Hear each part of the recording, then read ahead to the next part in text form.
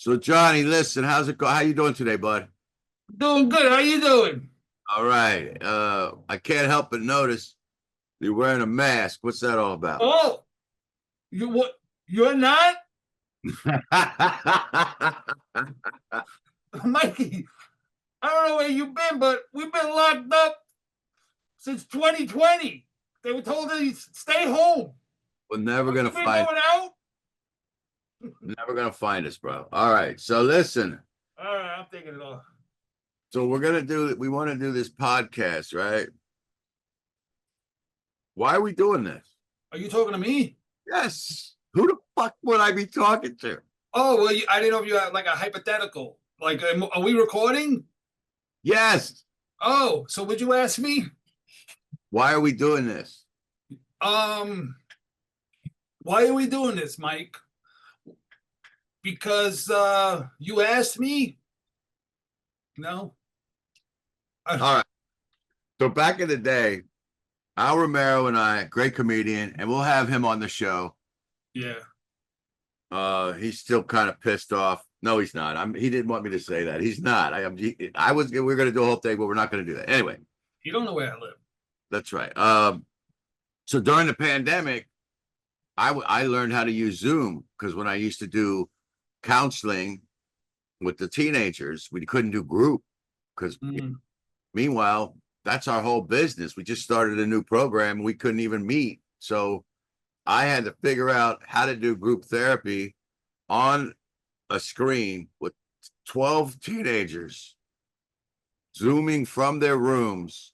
And then, anyway, so I figured it out and I got good at it. And it was actually, I enjoyed it. I'll tell you, I preferred seeing their faces as opposed to sitting in a room with masks on.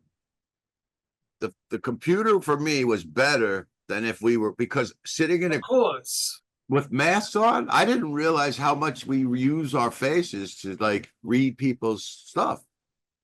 And this is also why the kids got all messed up. In the generation that went to high school during the pandemic, the reason they got all that anxiety and stuff Mm. didn't get to read social cues. They didn't get to do any, they don't know how to do all this stuff. Yeah, but didn't they also say that this affected them not being able to go to school and being home school? I mean, so Socializing, not getting out of the house, and all that. So it was really, we got a lot of kids. That whole generation got really messed up. was it on purpose? No, I won't go there. But you did learn some technical skills, so that's good. Absolutely. So we started doing it, and it would take me like an hour or two to get out on the thing.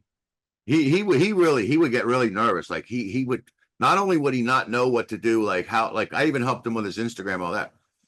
He not only did he not know how, his brain would tell him he doesn't know how. And then even trying to tell him stuff, he would get real frustrated, and we'd have a lot of yelling matches. Just like me before. It was not as bad. It was not as bad. Yeah, But we did about, I don't know, 20 something episodes. We started out just, talking. We had we had Brian Regan. Brian Regan, I saw. That was a great one. Yep. We had and a bunch of other comics. We used to have guest comics. Carl Remy came on. We had people on. We had people on. Yeah, Jim people on. Florentine was on. Who? Jim Florentine. Oh yeah. Oh wow. Cool. Yeah. We had all these guys on that I worked with and stuff. So it was good. But anyway, so how long we know each other now? Um, it's October? It's coming up. Actually, when was January was my first class last January. So you do the math. A little less than a year. A little less than a year. Yep. Yep. I my supportive, beautiful girlfriend for Christmas, she got me a gift certificate to your workshop, the Panzeca approach at the Sandman's Comedy Club. And, she was really, really nervous about it. because she knows how I don't like to like I don't like to go through things, like or plan or especially doing comedy. She was afraid that I would get mad, like, why did you do that? And like kind of feel like she had to force me to go. But I don't know why, what came over me, but I was never had a negative thought about it. I was like, yeah, I'm doing it, and that's what I did. And I showed up at Sandman's, and the rest is history, right? Yeah. And then what was your first experience? By the way, I just realized your background. I ha- Is backwards. oh, is it backwards? Yeah, it's because I'm in Russia, Mike. I No, I know why. Because on mine it's okay. I'll show you how to change that later. yeah. We'll fix Just that. have to do the mirroring your thing. I'll Well, I show you. think I could do that, but we'll do it later. Yeah. So what was your first impression when you first got there? Like, I want to hear about the whole process. Well, I remember showing up like I was the first one there, like always. You know what I mean? I always get there. I like to get places early, even when I go to work. I always like to get there. I like to sit in the car and get myself together. I never like rushing into anything, like just running in and doing something. I got to sit there, you know, get my head straight. And I'm actually really good with structure. Like if like I'm good with job wise and stuff like that. I'm always the first one there, the last to last. But anyway, I showed up there. I was all alone. I remember Joanne dropping me off. I had my little composition book. I was like, bye. I was like scared. It was like the first day of school. You know what I mean? And she Yeah. just drove off, and I kind of wanted to run away, run after the car, and mommy. But anyway, and I remember the first. I think David showed up first. Oh no, no, no! It was Judy. Judy showed up. I was sitting there. I saw her walking by. I thought she was like a real classy prostitute. No, I'm like, you know what I mean? She's awesome. And she was the first one. And she went to walk to the door. And my first thing I said to her was, well, they're not here yet. She's like, oh. And I actually thought like either she was running the place or she was some comedian. And, I'll be honest, she was going to the class too. She was the first person I met. And then everybody started to show up. I didn't know anybody, and we went into the back room, and I was a little nervous, and I'm sure you could attest to that. But it was pretty cool. It's been a dream of mine my whole life, you know. All right. So then you met me. Yep, yep. I remember I met you. You were up on stage. Um, you kind of reminded me of my old parole officer. I remember. No, no, that's it. And I met you, and you went around. I remember I sat in the back. I was all the way in the back because that's what I do. I like to have my back up against the wall, make sure, see what's going on around me. You gotta always be ready. You never know what could happen, right? And I remember you just said, go around the room, introduce yourself, tell us a little something about yourself. That's what we did, and you got to me. It was awesome. What was your impression like after at the end of the first class? What were your thoughts? I don't remember. Did we even go up at all? Like, did you? Yeah, I got Because everybody to go up. you Just kind of made us go up and just introduce ourselves, not do a set or anything, or try. wanted to. Yeah. Yeah, only if you wanted to. Uh, it felt good. It felt good. Like I said, just the fact that I was actually doing it because I'm the type of person that's like I'm gonna do it and I don't left to my own devices. If that's the right way. And I just felt good leaving. Joanne picked me up. I was excited. And what did she ask you a bunch of questions about the class? Who, Joanne? Yeah. Yeah, I was happy to tell her too. Just I don't know. It was exciting. I didn't know what I was in for. I'm like, all right, I'm kind of goofy. I've always joked around my whole life. I just got to go up there and tell jokes, but I had no idea really what it entailed. I knew I was scared to be up on stage in front of people. That's all I remember being like, they're all gonna look at me. I never liked people looking at me. I spent half my life looking down at the floor. Wow. Yeah, I did. So then Did you feel more comfortable every class? I was a little cocky that day, thank God, because I kind of like I always have to try to find a medium, a happy medium, because I'm either really really shy, or maybe to the extreme I'm like, "Oh, dude, shut up." But I kind of was a little, I felt a little confident. I don't know why. Maybe being sober helped. Yeah. Okay. Oh. And then when you knew we were having a graduation show, what happened when you knew that? I never really try to look too far ahead, and I think yeah, I didn't want to look that far ahead because I didn't want to work myself up to a frenzy where, like the closer it got, I more and more I got scared. I don't know. What do you remember? Did I seem like I know I ran off stage one time? Yeah, you would get up there. I mean, I knew right away. I think I told you outside. What did I tell Well, you well, outside? you remember you said after I introduced myself, the first one of the first things you said was you're gonna do just fine. You said you seem naturally funny, the way you talk, the way you don't finish sentences, your antics. So You know the problem with that is uh, I'm a very honest person, too much sometimes. but but people they assume that because they took the class and they paid their money that I'm just going to say nice things. Yeah, that's what I thought. And that's a natural assumption, but it's not true. Like No. it's I don't I know I just want to see what I got. I want to see, and I read people pretty good. And I was like, oh, he's gonna be fine. I knew what we were gonna have to do. I knew I was gonna have to help you with your anxiety, your self-doubt, your panic attack. I knew all that stuff was gonna happen. And I knew you were gonna be one of these guys who might be thought about quitting, but you probably wouldn't because it was a gift and all that. But and then I was like, I was excited.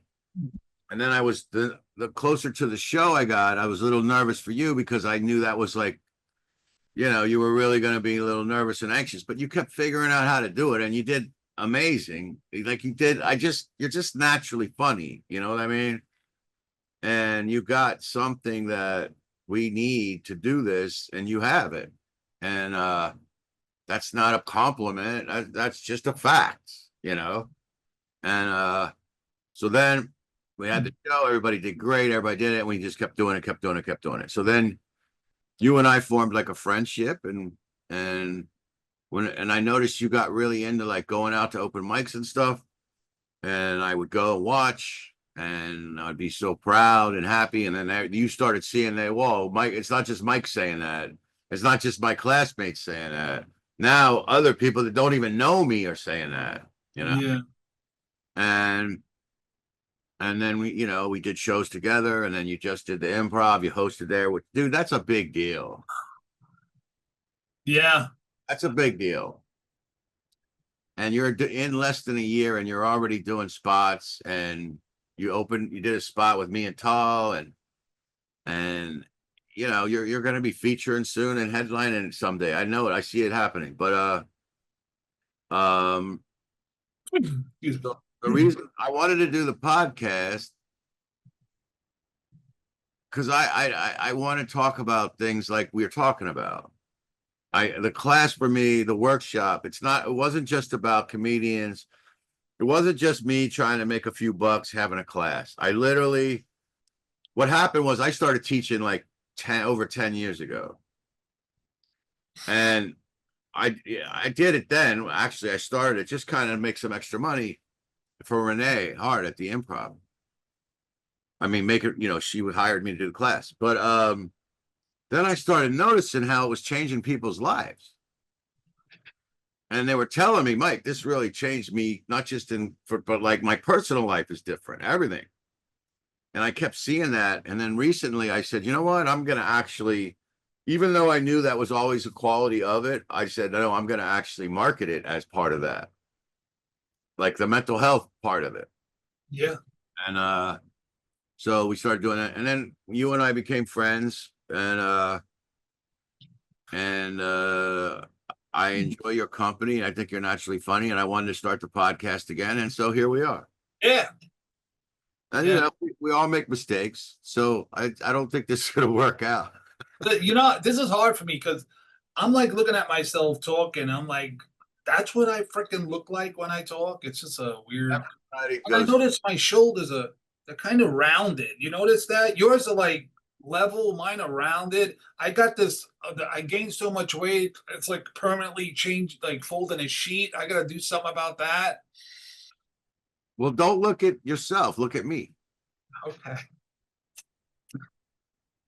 That's you should be looking at the other person. Anyway. No, I am. I mean, but yeah, I understand. I you used should be looking at the other person when you're having a conversation. Yeah. to, um So yeah, and it's and you've helped. It's even Joanne sees this, you know, change in me as far as how I carry myself. You know, the confidence. I make better decisions.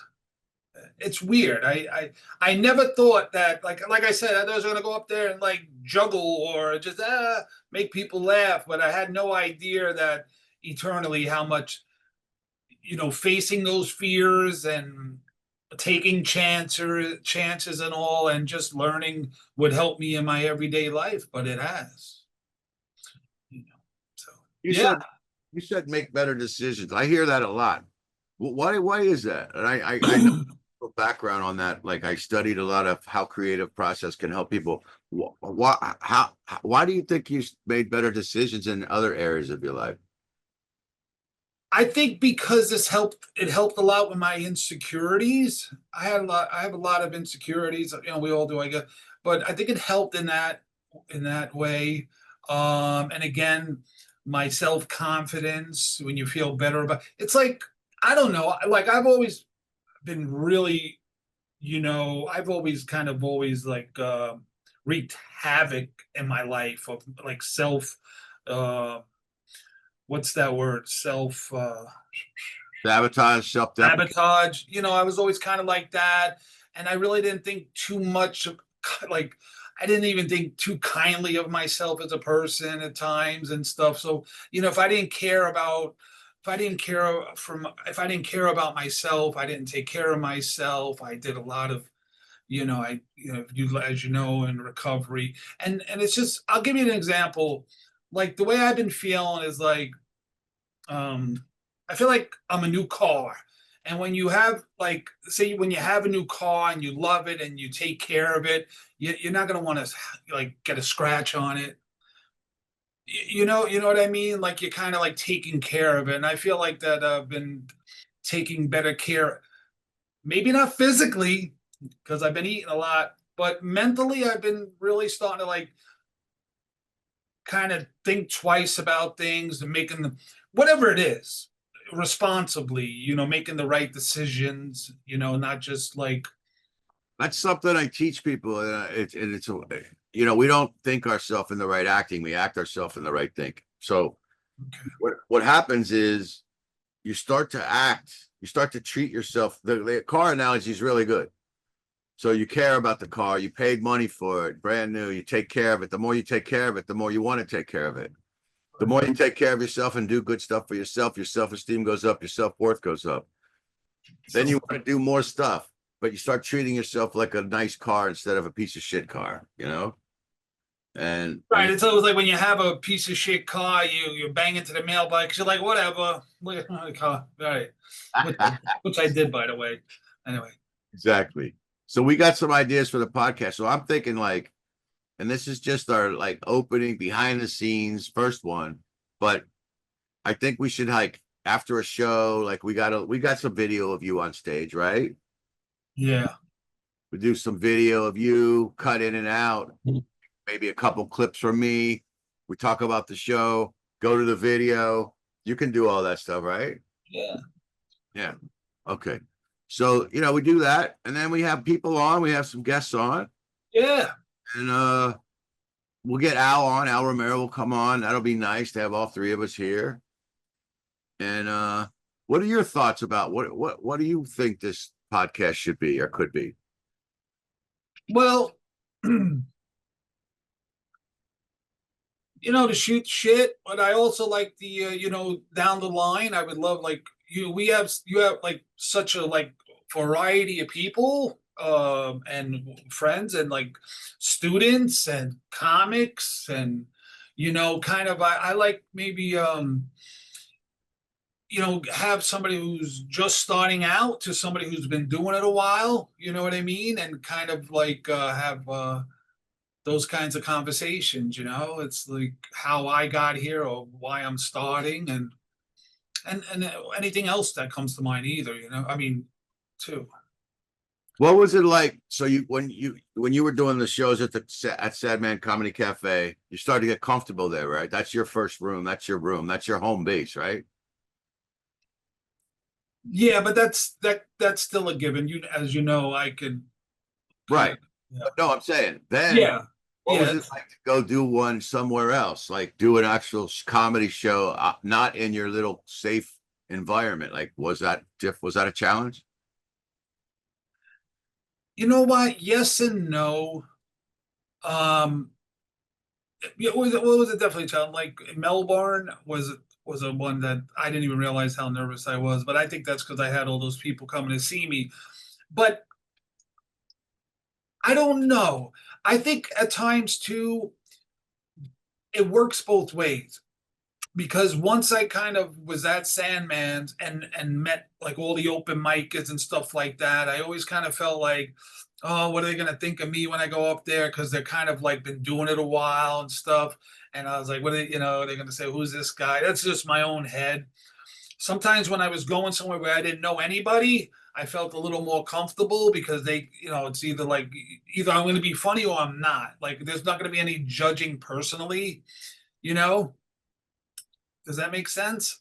Then Absolutely. there were times that I mean, when we did the improv the other night, I was so I won't say focused. I was like so like I was blanked out to the fact that yeah, I saw people there, but when Sean showed and you showed the picture of the audience, like when I saw it the next day, I was like, holy shit, there was that many people there, because I don't see faces in the audience.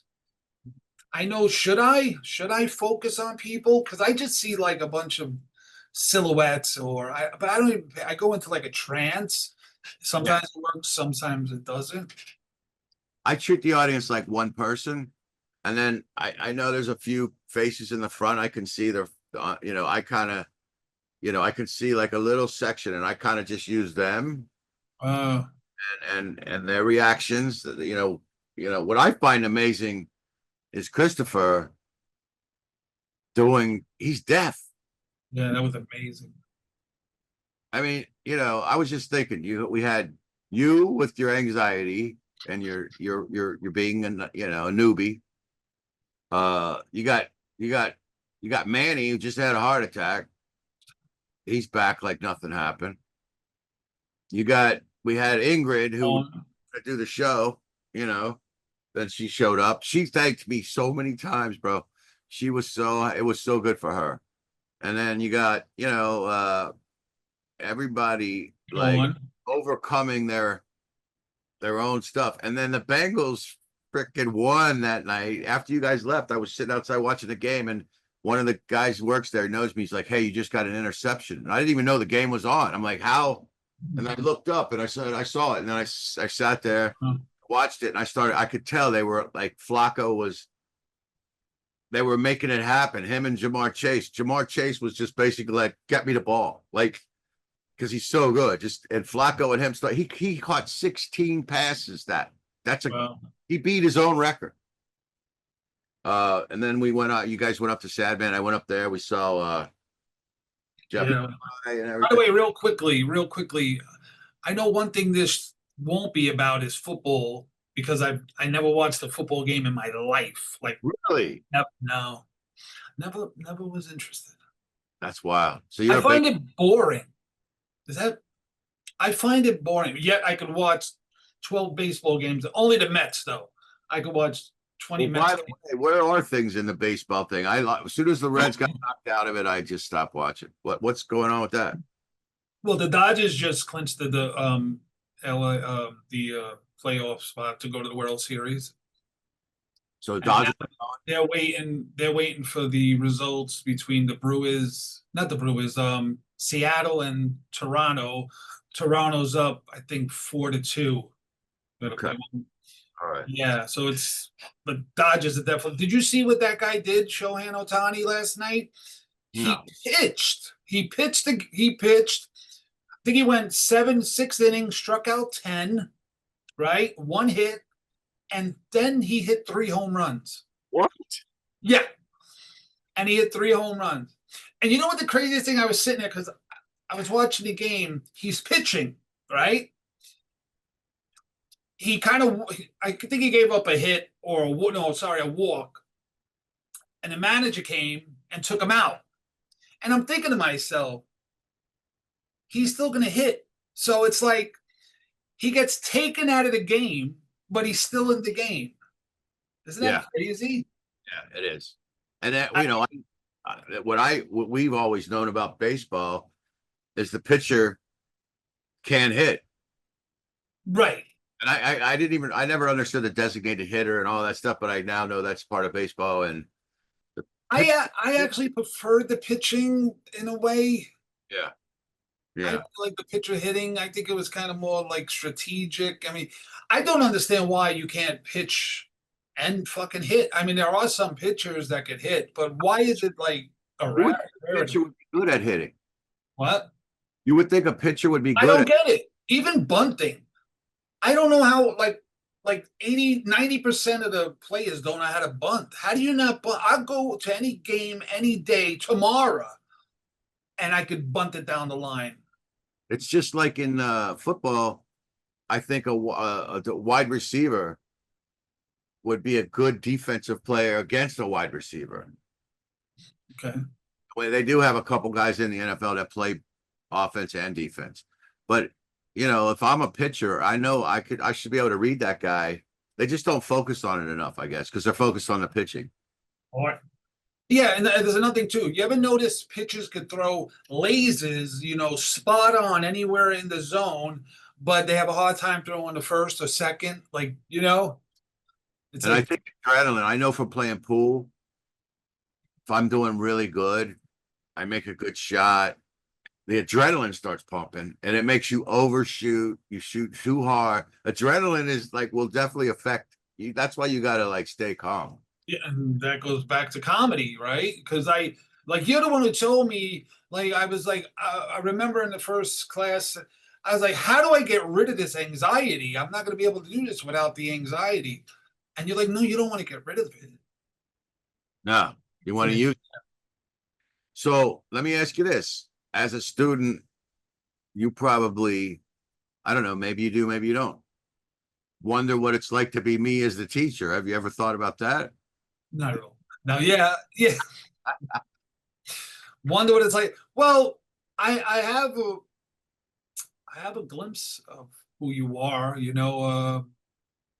Well, what do you think? Do you have any questions for me? You ever wonder what I'm thinking up there? I usually tell people Yeah, about. I wonder if you ever and you don't have to name names, but is there someone that you just didn't like? Oh, all the time. Yeah. Okay. Like in all the classes you've done, I just don't.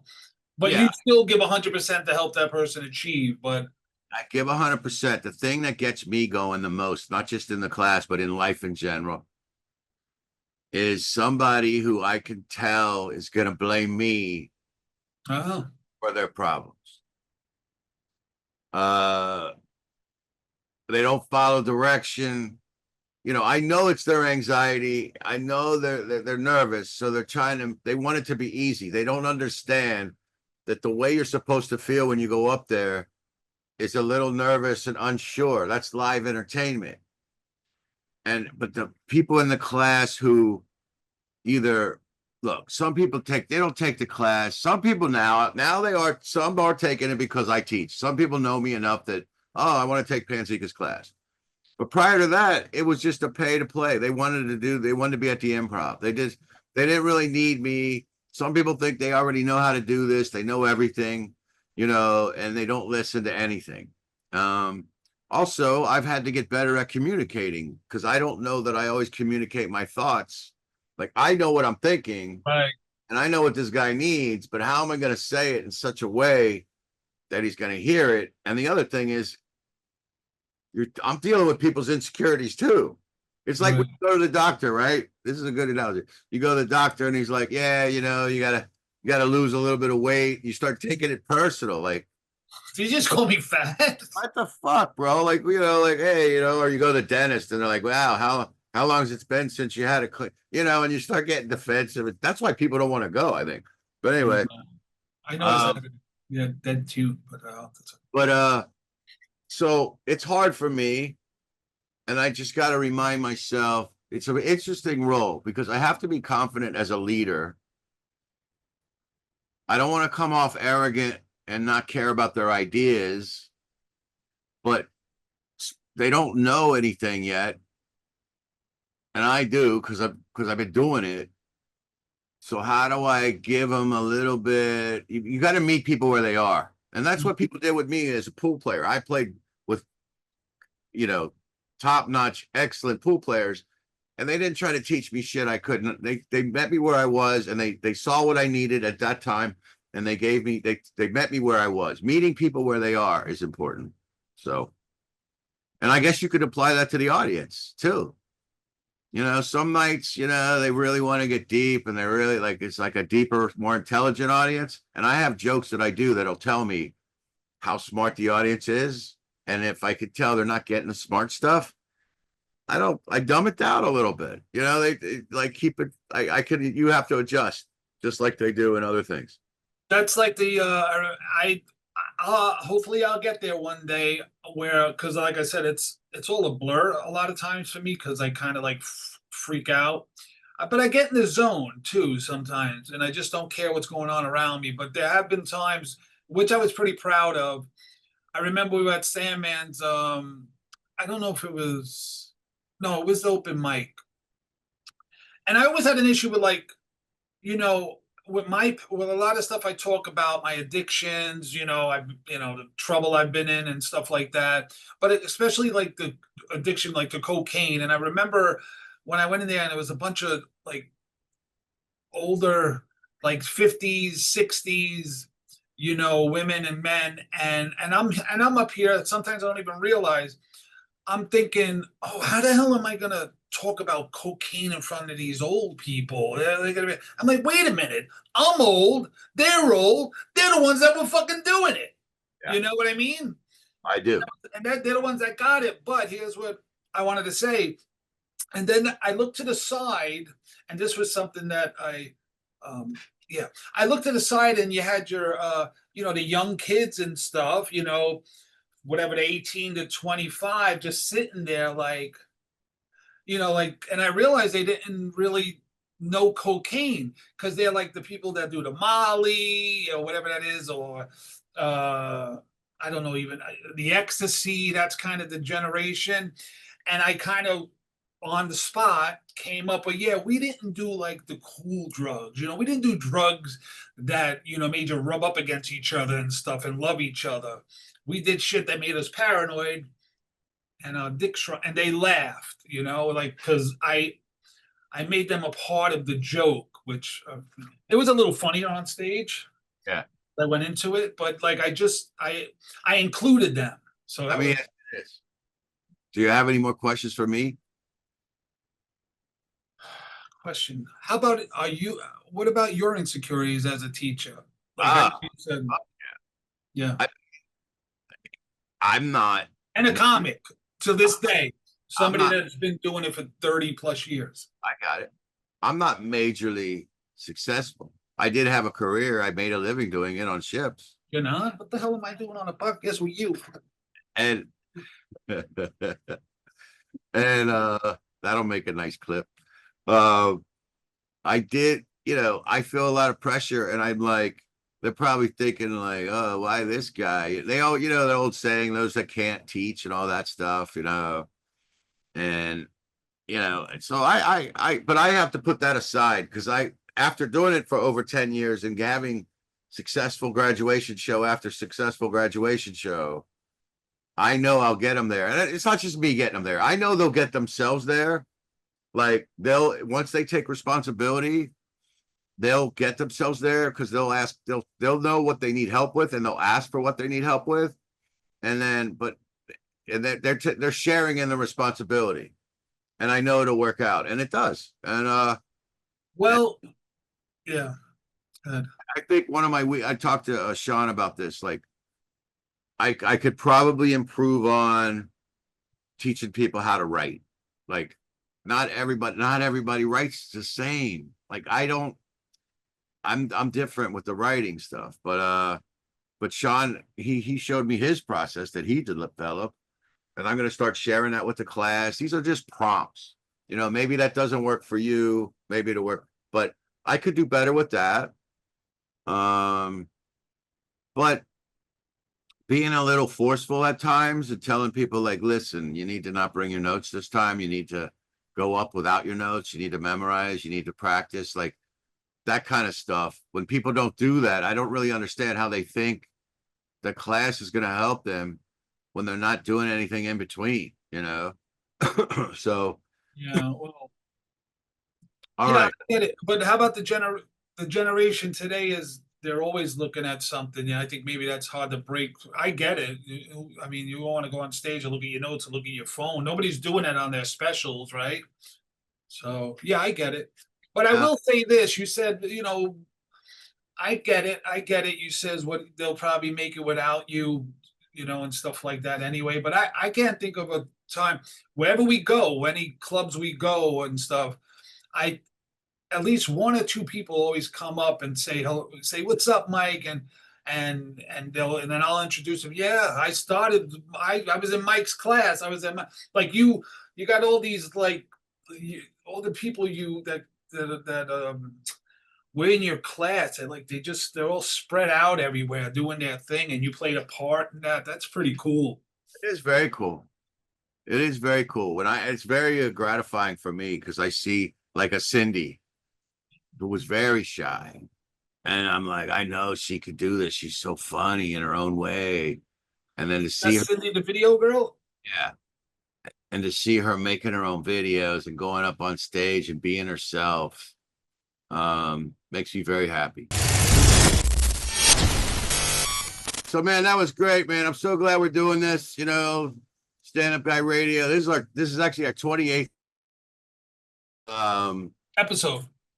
Yeah, Al Romero. We and him did the first 27, and he's on the ship so much now that he can't do it anymore. He knows we're doing it. We have his blessing. He'll be on the show. It'll be great. And we'll be having guests on, doing all kinds of great stuff. And I'm real excited to do this with you, Johnny. You're awesome. Your comedy's awesome. Got so much good stuff going on. Tell, why do you want to do this? Why do you want this to be? Well, I enjoy the conversation kind of thing. I've had a podcast before, my girlfriend Joanne and I just love the platform itself. But since I've gotten into comedy, I kind of like the ins and out of the comedy world and stuff and meeting new people and seeing some people who've been around. And I just think it'll be a really interesting podcast. We could talk about people just starting out. We could talk to people who've been around, each getting information from each other and learning. Times have changed, right? Since you started, I mean, What when do you you say? start, what? What do you say? When you started, there was no social media. You're saying I'm old? Is that what you're saying? Well, but me too. But I'm just saying the differences between when you started back then to today. I mean, what did you have back then? Like everybody's goal was to get on one of the late night shows or get a special. My goal, my dream was to be on David Letterman. Ah, that's great. That's our favorite. Not my fault that he quit early, you know. if he would have stayed on there, I always wanted to do this bit where I knew Eddie Brill, and he used to be the guy that would get people on there and stuff. But I had this idea. I wanted to send him a headshot and go, "Hey, Dave, this is my last headshot. It's the only one I have left." And then have like a thing for like a year where I'm trying to get on the show. I can't get on the show. I can't. And then I would call him, and then, "Mike, you're not getting on the show," and just keep doing that for like a year, and then finally have me on the show. I thought that would be a great bit, but he said there's a lot of people, like thousands of people trying to get on there all the time. But so that was my dream. Yeah, trying to get on there. Had a chance to be on the Tonight Show. I didn't follow through with that. It's so many things I could have done. I did get on Sirius XM radio with Ronnie Bennington. That was great. When he was down here on WIOD, he used to let me just come on every day. I just go down there, bring donuts and coffee, and it was awesome, man. So like radio is what I always wanted to do. And yeah, that was mainly what I wanted to do. You got a good radio voice. Yeah. I used to, in high school, I was the announcer for football games and basketball. Because I was young, but I had a deep voice as a young kid. But anyway, this is great. I'm looking forward to doing this. It's going to be awesome. And be sure to follow us on Facebook at Stand Up Guy Radio, YouTube, and be on all the platforms, Instagram, and enjoy this. Give us feedback, Spotify, and everything. Thanks for watching. And 4chan. Okay. All right, John. My turn. Okay. How do you like my costume? Can you tell who I am? Yeah, cool. Yeah. Who do you think I am?